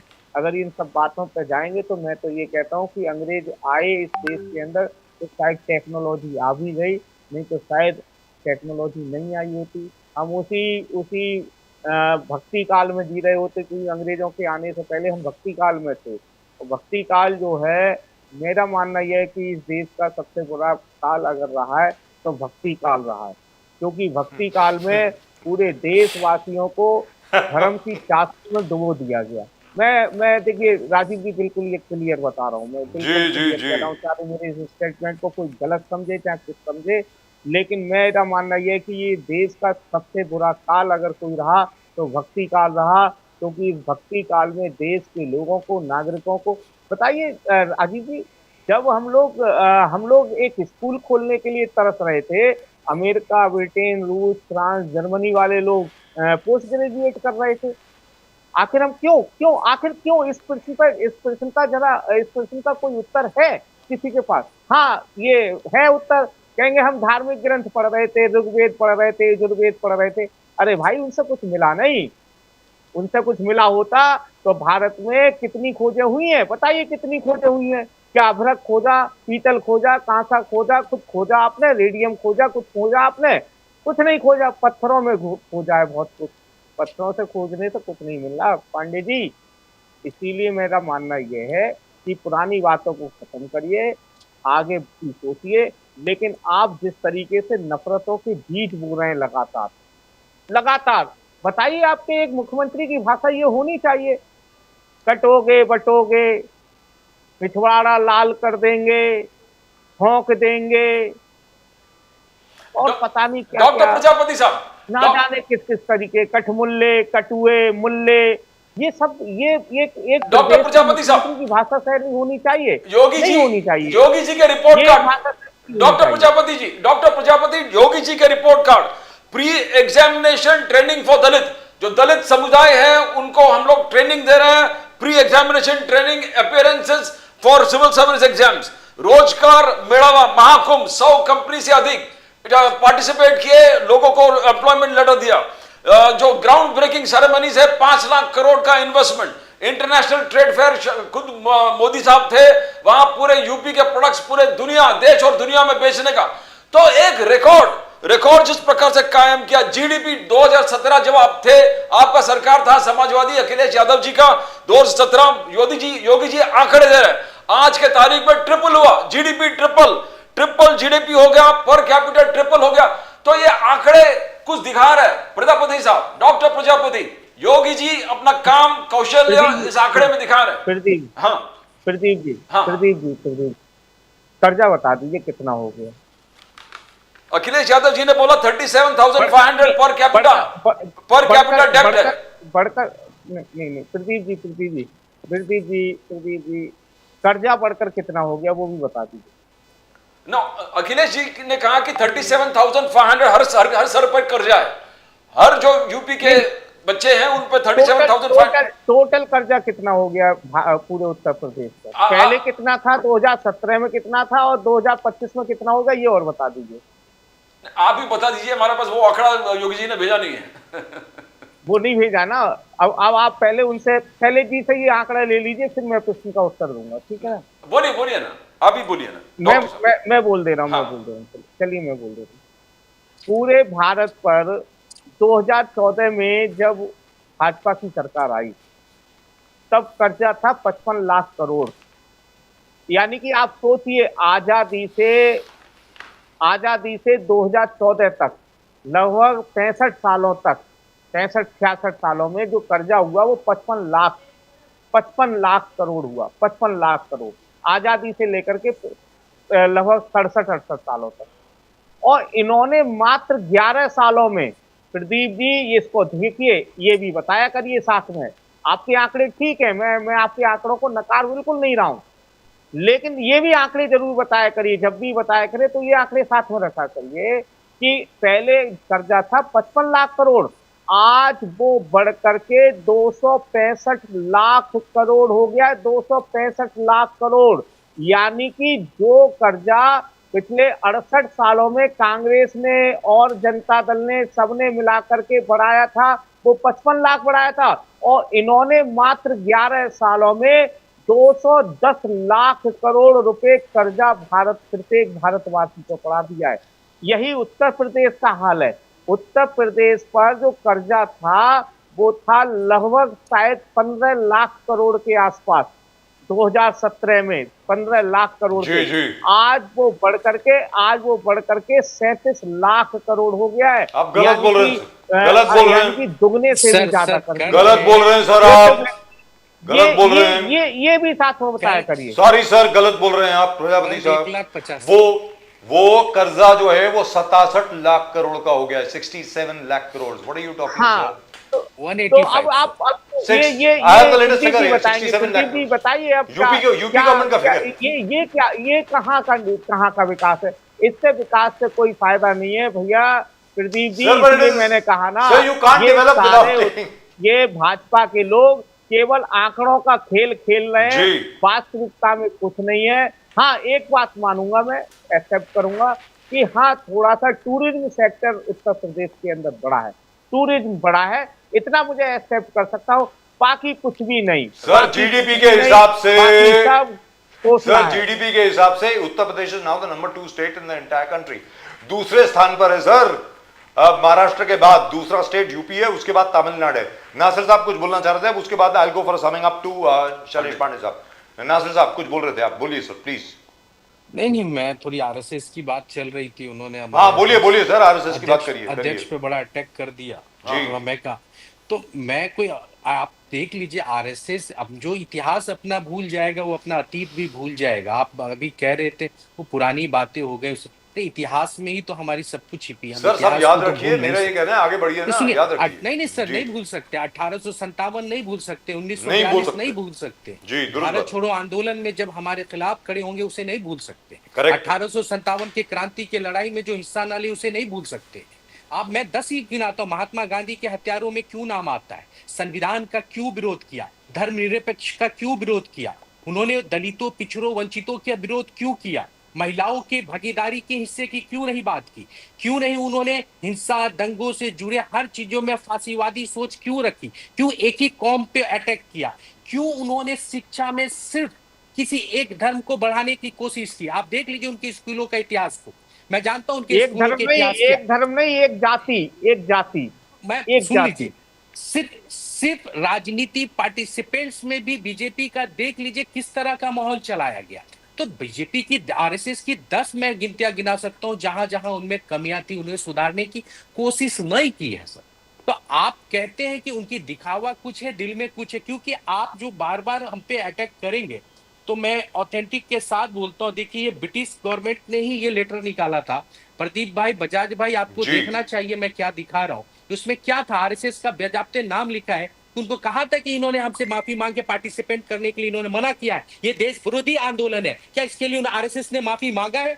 आज माफी मांग ले हम इस बात को खत्म कर देते हैं। क्या उन्होंने आरएसएस से माफी मांगा जब इन्होंने कहा कि हम देश पे ये जो ये हो रहा है ये गलत हो रहा है, ये भारत की आजादी के आंदोलन में हिस्सा लेना गलत है, इन्होंने लिख कर दिया ना, क्यों लिख कर दिया, उसके लिए कब माफी मांगा इन्होंने? आप हजार आपकी अच्छाइयां होंगे मगर एक बुराई आपके हर 1000 बुराई को खत्म कर देगी। जी बार बार कहता हूं, आपने हर्षवर्धन सकपाल ने जो कहा है उनके बातों को देखिए, बोलने का एक तल्ख तरीका किसी का होता है, किसी का सॉफ्ट तरीका होता है, उन्होंने जो कहा उस बात को समझिए। रावण बहुत पढ़ा लिखा था मगर उसकी एक गलती पूरी उसके पढ़े लिखे को खत्म कर देती है, उसके एक अहंकार उसे खत्म कर देती है। नहीं तो वो महानताओं में किसी से कम नहीं था, उसमें हर चीज थी, हर भगवान के बराबर, भगवान से वो बात कर सकता था, भगवान का वो भक्त था, सब कुछ था उसके अंदर, मगर अहंकार ने उसे खत्म कर दिया। तो इसीलिए हम कहते हैं आप में अहंकार खत्म करिए और आप आइए हम बात करते हैं। आप क्यों नहीं सब चीजों के लिए माफी मांगते हैं? आप माफी मांगिए देश से कि हमसे खता हुई है। सैयद नासिर हुसैन साहब में आ जाए। सैयद नासिर हुसैन साहब आप बिहार में थे, बिहार में ऐतिहासिक सीडब्ल्यूसी मीटिंग हो गया कांग्रेस के, first time in Bihar. CWC में रेजोल्यूशन भी पास हुआ, कांग्रेस में अनेक रेजोल्यूशन पास हो गया, इकोनॉमी इज बैड, आरएसएस बहुत बड़ा खतरा है, मगर गाजा भी पास हुआ और आपने भी शायद गाजा पर आर्टिकल लिखा है। नासिर हुसैन साहब, गाजा का रेजोल्यूशन सीडब्ल्यूसी में बिहार में क्या है? तुष्टीकरण का राजनीति नहीं है। सैयद नासिर हुसैन साहब, एक मिनट, आप गाजा को विदेश नीति का हिस्सा क्यों नहीं मानते? आप उसे क्यों अलग हिस्से से लेकर रहे? आप एक धर्म के एंगल से क्यों जोड़ रहे हैं? क्या गाजा के विरोध में भारतीय जनता पार्टी जो आज की सरकार है, क्या वो यूनाइटेड नेशन में वोट कर रही थी, इजराइल के खिलाफ थी या फेवर में थी? ये कैसी बात कर रहे हैं कि गाजा में ह्यूमैनिटी, आप ह्यूमैनिटी देखें, इंसानियत मर रही है। हम हमास का समर्थन नहीं करते, वहां के लोगों की समर्थन कर रहे हैं, लोग तिल तिल करके मर रहे हैं, आप उसको देख नहीं रहे?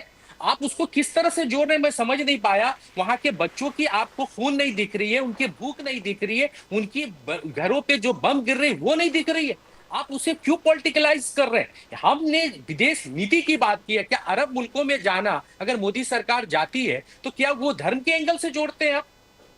ये तो आपका सवाल ही जायज नहीं है ना, आपकी बात करने का बीजेपी ने आरोप आप पे लगा है। बीजेपी ने भी ये सवाल नहीं किया जो आपने आज बीजेपी ने सवाल उठाया कि गाजा का रेजोल्यूशन क्यों किया है, तो फिर यूनाइटेड नेशन में आप फिलिस्तीन के खिलाफ वोट करिए ना, जाइए ना, क्यों आप फिलिस्तीन के फेवर में वोट करते हैं? आप इस बार भी वोट किया, फेवर में ही किया इस बार भी। नहीं, इस मैं बार कह भी रहा जो हूं वोट हुआ वो फिलिस्तीनियों भी किया। के फेवर में क्यों वोट कर रहे हैं आप? यूनाइटेड नेशन में फिलिस्तीनियों के साथ दिखते हैं, हिंदुस्तान में आप दूसरे के साथ देखना चाहते हैं, ऐसा नहीं होता है। यूएन में आप क्या कहते हैं, यहाँ क्या कहते हैं, ये ऐसा नहीं है। विदेश नीति एक अलग चीज होती है। नासिर विदेश नीति साहब- पे बात, अगर आपकी टॉपिक आज की विदेश नीति है तो चलिए विदेश नीति पे हम लोग बात नासिर करें। साहब, एक छोटी सी बात आपके ना सामने आज रखूं। भी आज भी प्राइम मिनिस्टर है सपोर्टेड ट्रंप का जो रेजोल्यूशन है गाजा में, प्राइम मिनिस्टर ने ओपनली सपोर्ट किया और इजराइल ने भी इस चीज को सपोर्ट किया। इजराइल ने भी काउंटर में कहा कि हम आतंकवाद के टोटल खिलाफ है हर क्षेत्र में।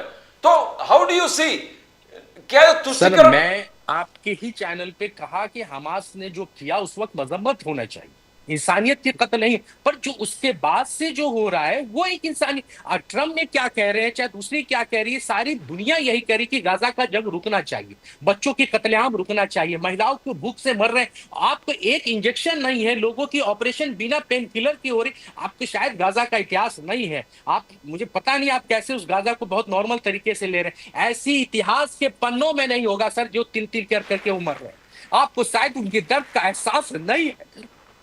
लेकिन सर ऐसा है नासिर साहब, our foreign policy has always been the Palestinians need their own country. फिलिस्तीनियों को अपना देश मिलना चाहिए, and we are also with Israel, and both should किसने नहीं कहा? कोएग्जिस्ट। महात्मा गांधी ने कहा, Both अटल बिहारी should वाजपेयी ने coexist. कहा, तमाम लोगों ने, अरबों की जगह है, अरबों को मिलनी चाहिए। सर बोथ शुड कोएग्जिस्ट, ये हिंदुस्तान की फॉरेन पॉलिसी रही है शुरू से। हिंदुस्तान ने कभी ये नहीं कहा कि इजरायलियों को बाहर निकालो, throw them into the sea. We have always recognised Israel, we win with Israel, और अब तो खैर अपने रिलेशन बहुत अच्छे हो गए हैं। And we have always supported the Palestinian cause, and both can live together. That's it. Very unfortunately, what has happened is because of the Hamas attack of October 7th, that has become terrible. Now that has become very, very untenable. Nasir Saab, I have been told that you wish to go. कि आपका शायद कहीं और कोई Yes, appointment है, yes, is that sir, true? yes, sir. Okay. Thank you so much for Thank you. remembering me. Thank you very much. sir. क्योंकि Thank you very Gaza much. के गम में मैं इतना आप गुम हो गम में जाता हूं, डूब मुझे गए। याद ही- ये प्रश्न हमारा नहीं था, ये प्रश्न पांडे जी बीजेपी के पार्टी का थे जो आपको नहीं, पूछे। कोई मजम्मत करे उनकी राइट है, मगर हम गाजा के साथ हैं, वहाँ के लोगों के साथ हैं, जी। उनकी इंसानियत के साथ हैं, उन मजलूमों के साथ हैं। सर, पूरा हमारी देश साथ में आवाज है। वहाँ पे तो तमाम कोई लोगों के controversy साथ नहीं है। होना चाहिए, इसके कि वहाँ ह्यूमैनिटी मर रही है, इंसानियत मर रही है, सर- वहाँ पे लोग मर रहे हैं। अगर आप हमास के बराबर उसे खड़ा कर रहे हैं तो मैं कुछ नहीं कह सकता, ये आपकी बात है। भारतीय जनता पार्टी से पूछिएगा वो किनके साथ है, फिलिस्तीनियों के साथ है या फिलिस्तीनियों के विरोध में। ये यूएन में किसके साथ है, यहाँ किसके साथ है, ये बीजेपी के वक्ता जरूर इस पे सर बोलेंगे। दोनों के साथ। धन्यवाद सर, धन्यवाद हिंदुस्तान सुरेश जी, धन्यवाद हिंदुस्तान सभी दोनों के साथ। धन्यवाद। Thank you very much. नमस्कार सर, जय हिंद। शैलेश पांडे जी, आप कुछ बोलना चाह रहे थे काफी देर से, आप बोलिए सर। पांडे please। जी बोलिए, पांडे जी बोलिए। पांडे जी, प्रजापति जी की बातों का मैं जवाब देना चाहूंगा हाँ, कि please go जिस ahead. प्रकार से बोलिए, उन्होंने आज बातें कही, जी। मुझे बड़ा आश्चर्य हुआ। और वो उनका ये खास तौर से ये कहना कि अंग्रेजों के समय से सारी तकनीक, सारी शिक्षा इस देश में आई, उसके पहले ये देश 0 सन्नाटा था। तो मैं उनकी याददाश्त को मजबूत करना चाहूंगा, याद दिलाना चाहूंगा, ये वो देश है जहाँ पे तक्षशिला और नालंदा जैसे विश्वविद्यालय जब इस देश में थे, तब कहीं भी किसी भी यूरोप और अमेरिका में कोई एक स्कूल भी नहीं चलता था। दुनिया को शिक्षा देने का काम हिंदुस्तान ने किया है, हमने किया। आज आप गुप्त काल में चले जाओ, चाहे आचार्य चरक हो, उन्होंने रसायन विज्ञान में जो क्रांति की, वो शिक्षा और आयुर्वेद और आरोग्य के क्षेत्र में, चिकित्सा के क्षेत्र में सबसे बड़ी क्रांति हुई उस वक्त। आप आचार्य पतंजलि की बात करिए, योग, आज पूरा दुनिया योग दिवस मनाता है, वो क्रांति वो हमने दिया है पूरी दुनिया को। आर्यभट्ट हो, वराहमिहिर हो, खगोल शास्त्र हो, गणित शास्त्र हो, रसायन शास्त्र हो, और आचार्य भारद्वाज जिन्होंने कण अणु शास्त्र हमें दिया। अरे कौन सा विज्ञान, कौन सा शास्त्र, कौन सी तकनीक थी जो हमारे ऋषि मुनियों ने पूरे दुनिया को दिया। दुनिया आज हमारे ही प्राचीनतम ज्ञान की पुस्तकों को यूरोप के वैज्ञानिक को ले जाकर उस पर अनुसंधान करके और फिर वही रिसाइकल करके दुनिया को दिए।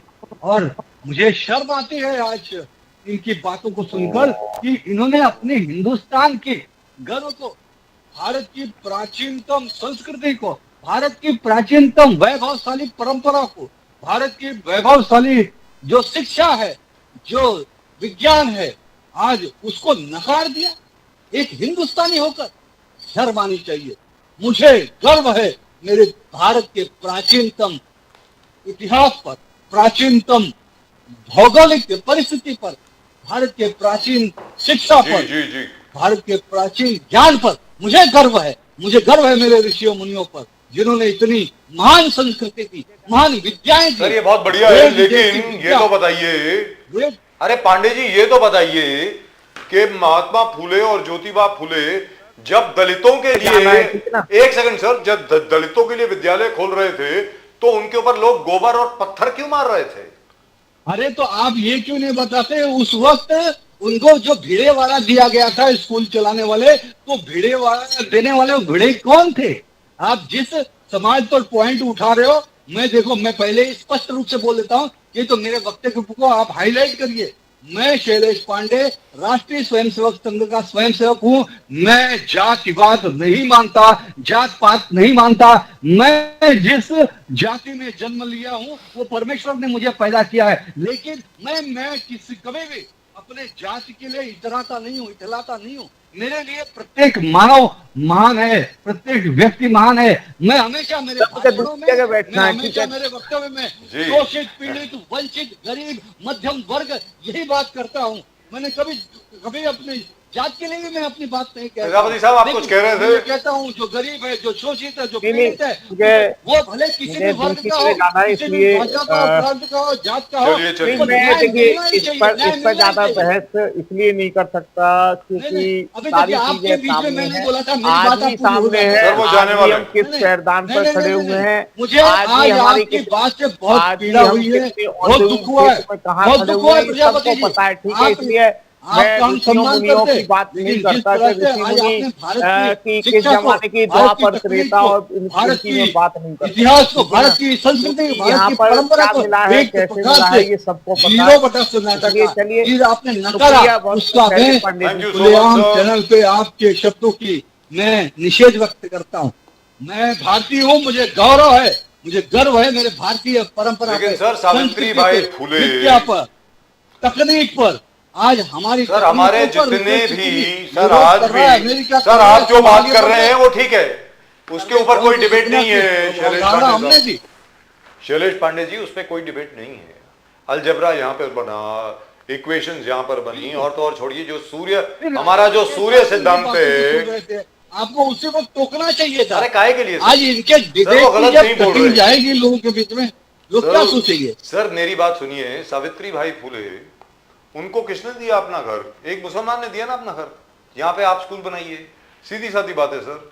और ये जहां तक मेरा अच्छा सर, भेड़े वाला किसने दिया? भेड़े वाला सर वो बात की बात है। देखिए, मैं राजीव जी, सर आज भी अगर आप चाहते हैं, आज भी दलितों के खिलाफ, सर दलितों के खिलाफ कितनी जगह पर जुर्म हो रहे हैं, दलितों के खिलाफ क्या क्या हो रहा है, वो मैं आपको पूरा ब्यौरा दे देता हूं सर। सर हर चीज ठीक है, हर चीज ठीक है, लेकिन हमें रियलिटी को रिकॉग्नाइज करना चाहिए ना। ये जो गरीब होते हैं, शोषित पीड़ित होते हैं, ये किसी भी जात के हो, होता है अन्याय। मैं भी मानता हूँ। क्या जो उच्च जाति, आप जिसे मैं किसी जात का मेरे मुंह से नाम नहीं लेना चाहता हूँ, मैं हाथ जोड़ के विनती करता हूँ, लेकिन आप मुझे बताइए, जो गरीब हैं वो सभी वर्ग में हैं, सभी जातियों में हैं। क्या उनके साथ नहीं होते क्या अन्याय? अपर कास्ट के जो गरीब है उनके साथ अन्याय नहीं होते क्या? सर किसी ब्राह्मण के बेटे को, किसी ब्राह्मण के बेटे को घोड़ी से नहीं उतार करके मार दिया जाता है। वो सिर्फ सर, आज आप दिल्ली चले जाइए, ज्यादातर शौचालयों में सफाई कर्मचारी है वो ब्राह्मण। आप जिसकी बात कर रहे हैं, मैं कुछ और बोल रहा हूँ, आप कुछ और बोल रहे हैं। सर सीधी सादी बात है, जयपुर की घटना है, जोधपुर की घटना है, अभी कानपुर की घटना है। बारात में अपनी शादी के लिए जा रहा था, उसको नीचे निकाल दिया, और वो जो उच्च जाति के लोग थे उन्होंने जान से मार दिया उसको। सर ये घटनाएं होती हैं। मैं ऐसी घटनाओं का पूरा निषेध व्यक्त करता हूँ, और ऐसी घटनाएं समाज में होनी नहीं चाहिए। सर भारतीय जनता पार्टी जिसके प्रवक्ता आप हैं, सर भारतीय जनता पार्टी के प्रवक्ता हैं आप। परिंदों को छोड़ा नहीं जाना चाहिए। सर भारतीय जनता पार्टी के आप प्रवक्ता हैं।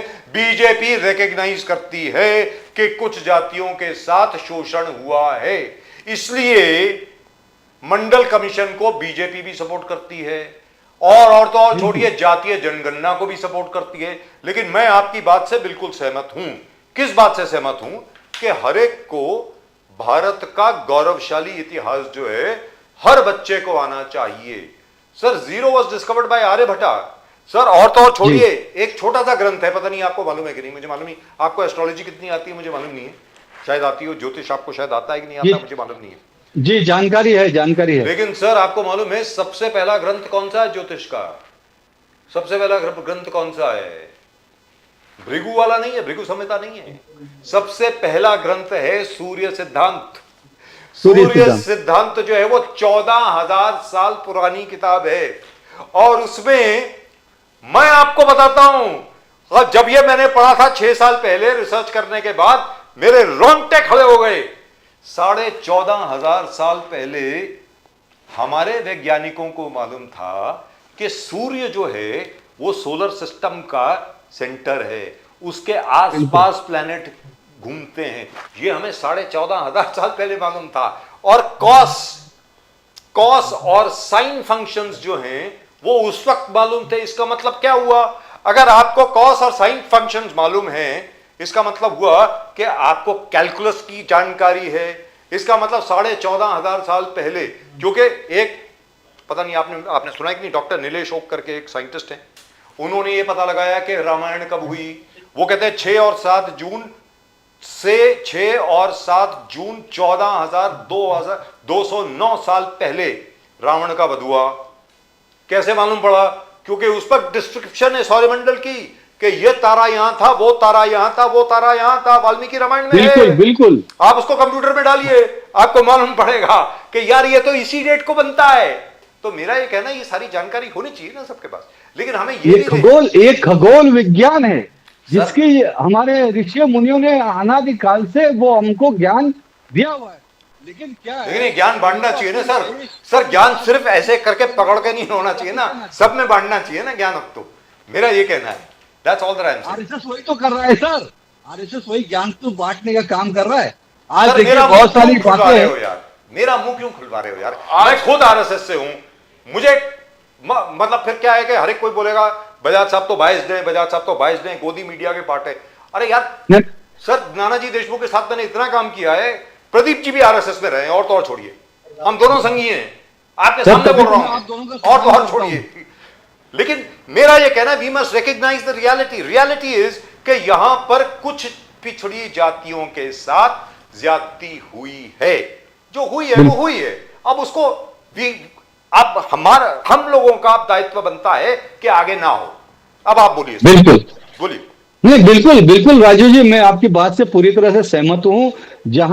जहां भी जिस किसी के साथ काल स्थिति परिस्थिति के अनुसार अन्याय अत्याचार हुए, देखिए, और मैं आपको एक बात बड़े ही गर्व से बोलता हूं कि हमारा जो हिंदू धर्म है, सनातन धर्म है, ये फ्लेक्सिबल है, परिवर्तनशील है, और परिवर्तन संसार का नियम है। इस विचार को मानने वाला है।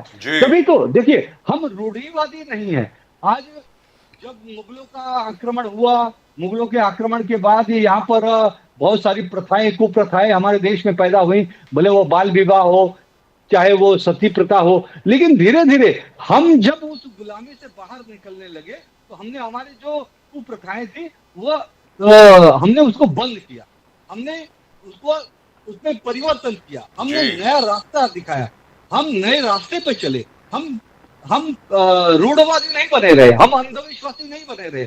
सनातन और हिंदू धर्म ये विज्ञानवादी धर्म है और ये परिवर्तन संसार का नियम है। इस अवधारणा पे काम करने वाला है। और समय के साथ, स्थिति परिस्थिति के साथ हमको नई तकनीक, नई विज्ञान, नई गणित, नई जो भी संसाधन है उसके साथ हमने धर्म में भी बदलाव किया, हमारी संस्कृति में बदलाव किया, हमारी परंपराओं में बदलाव किया, हमारे जीवन शैली में भी हमने बदलाव किया। और हम इसीलिए निरंतर सतत आज हम जीवित हैं। पांडे जी, आज बहुत भावुक हो गए आपको पहले बार भावुक होते देखा पहले बार। आप भी भावुक हो गए और सैयद नासिर हुसैन भी भावुक हो गए गाजा वाले इशू में। और प्रोफेसर प्रजापति ने आप दोनों को नमस्कार करके बोल दिया कि भैया मैं बाद में बात करूंगा, ऋषि मुनियों के ऊपर बात नहीं करूंगा। लेकिन इसके ऊपर कभी एक शो रखते हैं सर शालिश पांडे जी, एक बार देखिए कैसा है राजीव जी, कभी आप ऑफिस आइए। पीढ़ियां खप गई, हमारी पीढ़ियां खप गई, लाखों ऋषि मुनियों ने अपनी कुर्बानी दी, तब जाके ये ज्ञान हमारे पास आया। आज हजारों साल हमारे पर अत्याचार हुआ, अन्याय हुआ, मुगलों के द्वारा, शकों के द्वारा, हुड़ों के द्वारा और अनेक अंग्रेजों के द्वारा, पुर्तगालियों के द्वारा। उसके बाद भी आज हम जिंदा है, हमारी संस्कृति, हमारा धर्म, हमारा विज्ञान, और हम उसको एक फिर से विश्व गुरु की ओर लेकर जा रहे हैं, और जिसमें राष्ट्रीय स्वयंसेवक संघ की बहुत बड़ी भूमिका है। एक छोटी सी बात, एक छोटी सी अच्छी जानकारी दे दूं सबके, मैं एक्चुअली सबके सामने देना चाहता था लेकिन सब लोग चले गए। क्या है, ये हमारे दर्शकों के लिए जानकारी है, यूरोपियन यूनियन से फ्री ट्रेड एग्रीमेंट जो थी वो तकरीबन हो चुकी है, और जो कुछ हो चुका है it will come into force from tomorrow 1 अक्टूबर से वो लागू भी हो जाएगा। याद रखिए, ट्रंप साहब ने यूरोपियन यूनियन को कहा था कि भारत के ऊपर 100% टैरिफ लगाया जाए। यूरोपियन यूनियन ने कहा थैंक यू वेरी मच, और भारत के साथ फ्री ट्रेड एग्रीमेंट कर लिया है। मतलब दोनों तरफ जीरो टैरिफ, हमारे गुड्स वहां पे जीरो टैरिफ पे जाएंगी, उनकी भी गुड्स हमारे यहां पे आएंगी जीरो टैरिफ पे, सीधी सादी बात है। तो मतलब अच्छा, और तीसरी चीज क्या है, चाइना के साथ अपना हमारा जो ट्रेड है वो और ऊपर हो गया है, रशिया के साथ जो ट्रेड है वो और भी ऊपर हो गया है। मतलब सारे ब्रिक्स कंट्रीज जो हैं उनके साथ भारत का व्यापार जो है वो बहुत बढ़िया तरीके से चल रहा है, और मुझे पूरी उम्मीद है 30 अक्टूबर के पहले जो 25% पेनल्टी ट्रंप साहब ने लगाई है वो वापस ले लेंगे, जहां तक मैं हजारों साल के संघर्ष के बाद आप कर रहे थे पांडे जी, योगी आदित्यनाथ जी ने कहा वो काशी मथुरा बाकी है और बहुत जल्दी वो भी होगा। होना चाहिए बिल्कुल होगा, बिल्कुल होगा। वो सारे सनातनियों की, हिंदुओं की वो सोच है, वो हमारी आकांक्षा है, अपेक्षा है, और हमारा सपना है, और परमपिता परमेश्वर हमारा सपना जल्द पूर्ण करेंगे। बहुत मुसलमान भी यही मानते हैं, बहुत मुसलमान भी यही मानते हैं कि ये वापस दे दीजिए। अरे बिल्कुल मानते हैं सर, अयोध्या का विषय था, सभी ने एक्सेप्ट किया उसे। सर जो हमारी चीज नहीं है उसको वापस दीजिए, सीधी सादी हो। तो वो जमीन नापाक हो जाती है ना, आप किसी और के मंदिर को तोड़ करके अगर आप वहां पे मस्जिद बनाएंगे तो जमीन नापाक हो गई, सीधी सादी बात। देखिए राजीव जी, मुझे दुख इसीलिए होता है कांग्रेस पार्टी पर कि कांग्रेस पार्टी ने अगर वर्शिप एक्ट नहीं बनाया होता तो ये मथुरा और काशी और जो भी और भी मंदिरों का जो विवाद है वो भी हल हो जाता था। लेकिन ये जिस प्रकार से तुष्टीकरण करने के लिए इन्होंने वर्शिप एक्ट लाया ताकि हिंदुओं को उनके जो प्राचीन मंदिर है वो मिले नहीं, और उसके बाद वक्फ बोर्ड ऐसा बना दिया कि आप देखिए आज तमिलनाडु में 500 साल पुराने मंदिर पर उन्होंने दावा ठोक दिया। सर दिल्ली में 120 जगह हैं, क्या बात कर रहे हो सर, दिल्ली की बात करो, 110 जगह हैं। आर्कियोलॉजिकल सर्वे ऑफ इंडिया की वो वक्फ बाय यूजर के तहत कह दिया कि भैया यहाँ पे 6 महीने से नमाज चल रही है, क्या बात कर रहे हैं। वक्फ बाय यूजर के माध्यम से 50% जो टोटल वक्फ के प्रॉपर्टीज है उसमें 50% वक्फ बाय यूजर है। वक्फ बाय यूजर। राजीव जी बोलिए सर। मैं मेरा एक और अनुभव आपसे शेयर करना चाहूंगा। मैं जब 6वीं कक्षा में पढ़ता था, मैं मेरे पिताजी के साथ दिल्ली गया था। दिल्ली जी, वो अपने ऑफिस के काम से गए थे और मुझे साथ में लेके गए थे, तो उन्होंने मुझे दिल्ली दिखाई थी, मैं लाल किला देखा। लेकिन जब मैं कुतुब मीनार गया, कुतुब मीनार के ठीक बगल में वहां पे एक कई सैकड़ों मंदिरों के अवशेषों से बना हुआ एक स्थान है, विवादित कुव्वतुल इस्लाम मस्जिद बोलते हैं उसको। और वहां पर एक बोर्ड लगा हुआ था, बोर्ड, जी, और उसमें स्पष्ट तौर से भारत सरकार का बोर्ड था। उस वक्त की बात कर रहा हूँ जब मैं 6वीं कक्षा में पढ़ता था जी। भारत सरकार का बोर्ड लगाया, और शायद आज नहीं लगाया, अभी भी होगा।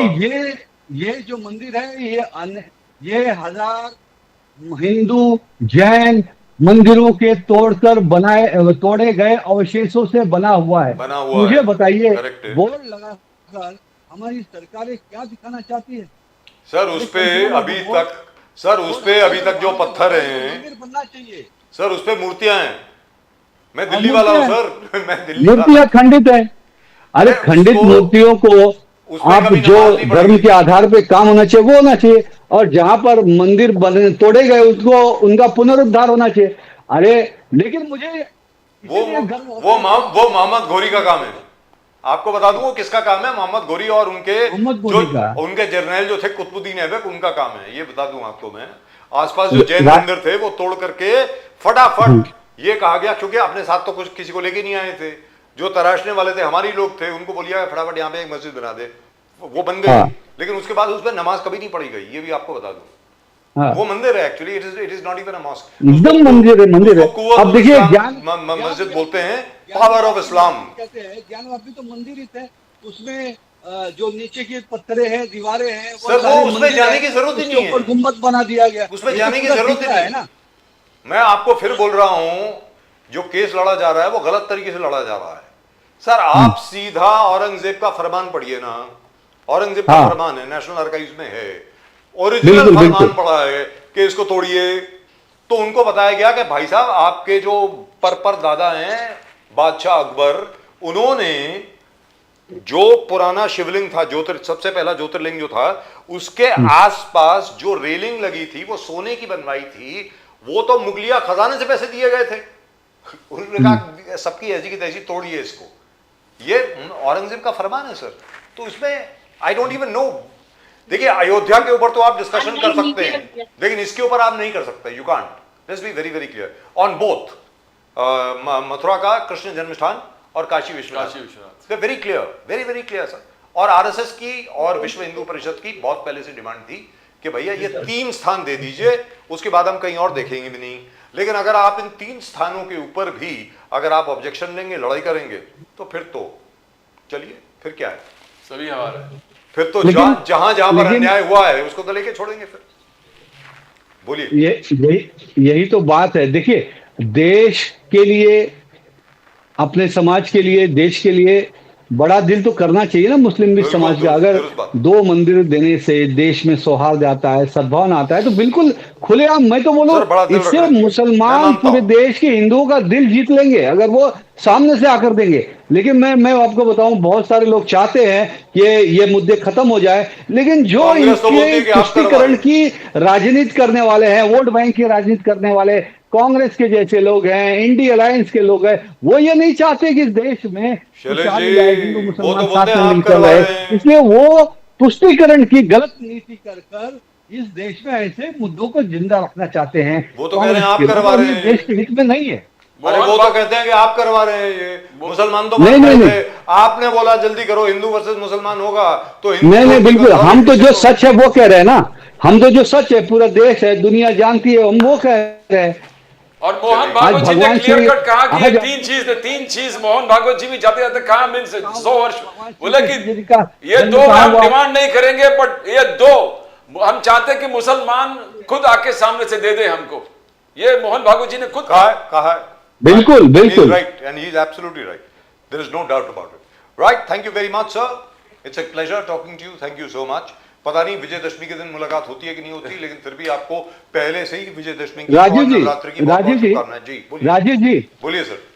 देखिए मैं इस बात पर यह कहूंगा कि पूरे देश को राजमाता अहिल्या देवी होलकर जी से प्रेरणा लेनी चाहिए जी कि जिस प्रकार से उन्होंने देश में जो मुगलों के अत्याचार में तोड़ी गई मंदिरें थे उनका पुनरुद्धार कराया था, और आज राजमाता अहिल्या देवी होलकर जी के कदमों पर चलते हुए देश की यशस्वी प्रधानमंत्री नरेंद्र मोदी जी भी उसी तरह से सनातन धर्म, हिंदू धर्म के मंदिरों का जीर्णोद्धार और काम कर रहे हैं। वही दिशा में देश के 140 करोड़ लोगों को और विरोधियों को भी साथ में कदम से कदम मिलाकर काम करना चाहिए, ताकि ये सारे मुद्दे खत्म हो जाएं और देश के सामने सिर्फ और सिर्फ विकास, विकास और विकास का मुद्दा रहे और देश फिर से विश्व गुरु बने। Thank you so much sir, thank you very much. Super power Bharat बने।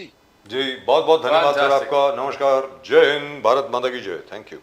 नमस्कार। जय हिंद, भारत माता की जय, वंदे मातरम, हर हर वंदे महादेव। वंदे मातरम, हर हर Mahadev. So Pradeep ji, it was a very useful discussion, except it Very, very turned this way interesting. and that Very way. interesting. In fact, all the 3 speakers were very, very well versed what they're saying. Yes. And the only thing is that we must say that there has been a bomb blast in Quetta Yes. in Pakistan. The provincial armed constabulary or whatever it is called, I'm not sure. It is equivalent to our CRPF or something. One of their paramilitary establishments has been targeted. I think the last known casualty figure was about 10 killed and God knows how many wounded.